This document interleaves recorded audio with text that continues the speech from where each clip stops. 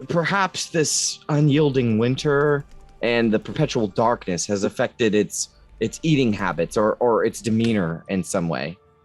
For example, and then she gives you some example of how animals do patterns, blah blah blah. She's a zoologist. I'm but not. to cause it to develop a taste for Bremeners.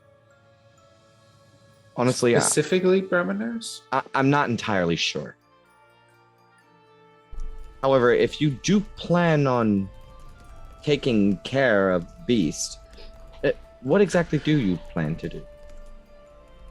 Same thing we've done with everything else. Just find it and kill it. Kill it. She winces. Being a researcher, I think it's smarter to better understand the creature before putting it to the sword. So you would want us to try and like knock it out and drag it over to you? Not necessarily. If you do plan on going out to the lake to find the monster specifically, I'm more than willing to offer a little bit of coin for any factual information that you can learn about the nature of the creature. Its size, physical attributes, general nature. If we know what is out there, people of Bremen will be safer for it. And, well, to be honest, it bears the potential of being an incredibly interesting discovery.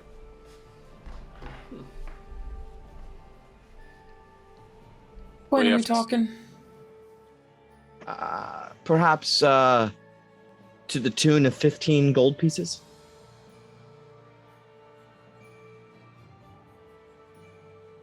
And that's requesting that you do not kill it.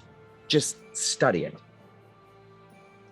If you 15 gold pieces. if you determine that it is or- no, just per, like, if you get some information, she'll give you 15 gold. Okay. But she's saying, like, if you can study it and not kill it, and she'll give you some money. But if you learn about it and come back to me and you decide that it is a true threat and it can't be satiated some other way, then you're more than welcome to take care of it, she says, kind of winces again as she does the air quotes.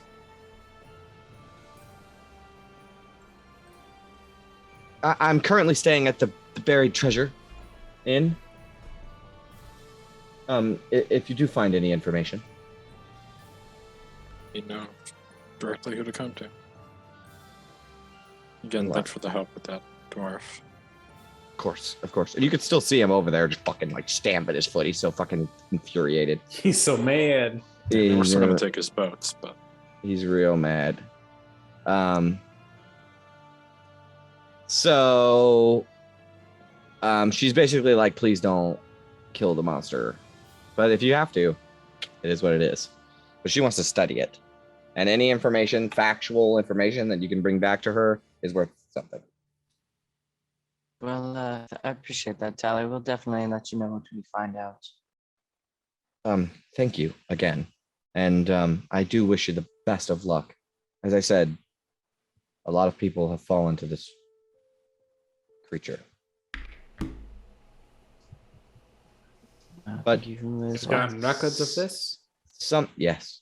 And something strange, there's something very strange about it.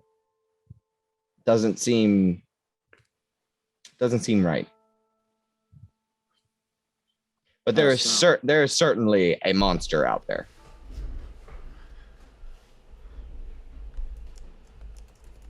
Or some sort of beast. She'll call it a beast instead of a monster.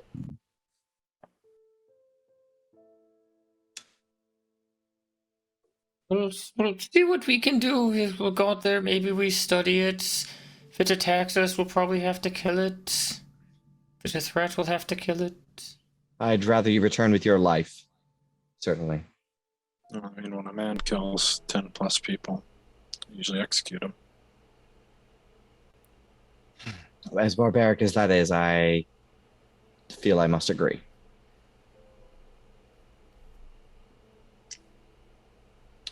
Best of luck. And thank you for heeding my warning. Of course.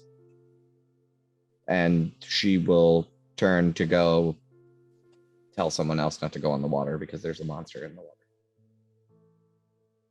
As soon as she walks away, the dwarf begins swearing loudly in Dwarven, and then like, "Fuck you!" And then he'll say, "Well, are you gonna get to work then?" Let's walk and talk. Leaving now. 6 silver a fish! He shouts out. And 6? I thought there was 7. ah! He says as you guys begin dragging your boats across the ice towards the lake, and we will end it there. Ooh. Okay.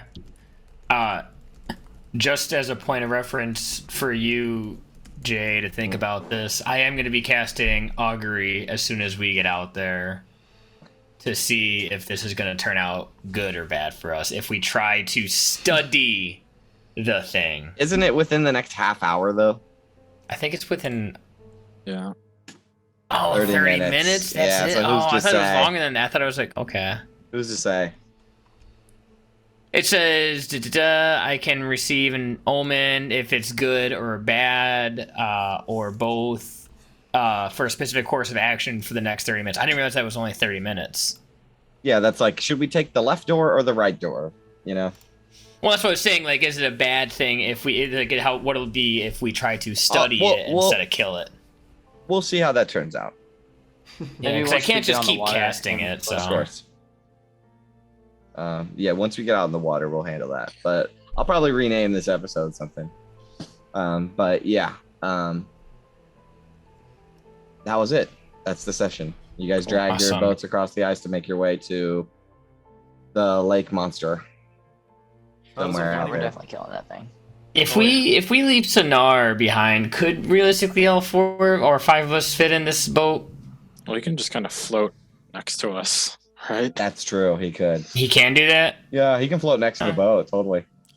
All right. So So be could, slow like, as hell, but could we squeeze in there all in one boat? Or do we have to take this fucking half-eaten boat if we all want to go? Yeah, I mean, I think if you all want to go, you'd have to take the half-eaten boat. I don't think it's possible for all. I mean, it is possible, but like you can't fish, you can't move around. You'd be stuffed on a boat. I mean, if you want to be stuffed on a boat, you're gonna have a disadvantage at fighting if you get in a fight on the water. You know what I mean? yeah. It would serve. There would definitely be some disadvantages of all being on the same boat. Yeah, it would cancel out to just having a half-eaten boat. Basically. All right. Because he said that it didn't float when I took that insight check. No, it does float. Oh, okay. I thought you said when I took that insight check. He's lying about it being ice flows. It definitely still floats. Oh, I thought you said it floats, not ice flows. Oh yeah, it floats. Okay. It definitely is water savvy. However, it does have less hit points than like a full boat. Okay. That's fine.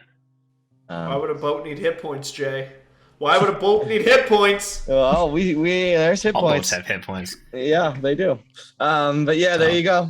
So that's that session. That was good. That was a good. Awesome. game. Yeah, that was fun. That was I also- great. Brawl. Did you Fuck expect yeah. us to transport this thing in a fucking dinghy? They do not expect you to bring the thing back at all.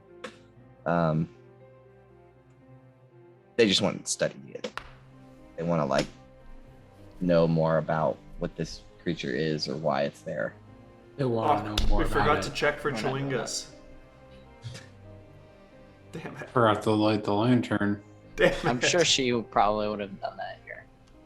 She gave Maybe. us the lantern. Yeah, she hadn't made her way to Bremen yet. Belen hadn't made her way to Bremen yet. All right. I'm going. Cool. All right. Thanks, guys. See you next week. All right, guys. See you guys. See y'all later. See y'all next week. Thanks for running, Next Jay. week. Yeah, thanks of again. course, of Right quick, course. before we go, I got you. this new keyboard. Can you hear when I type? No.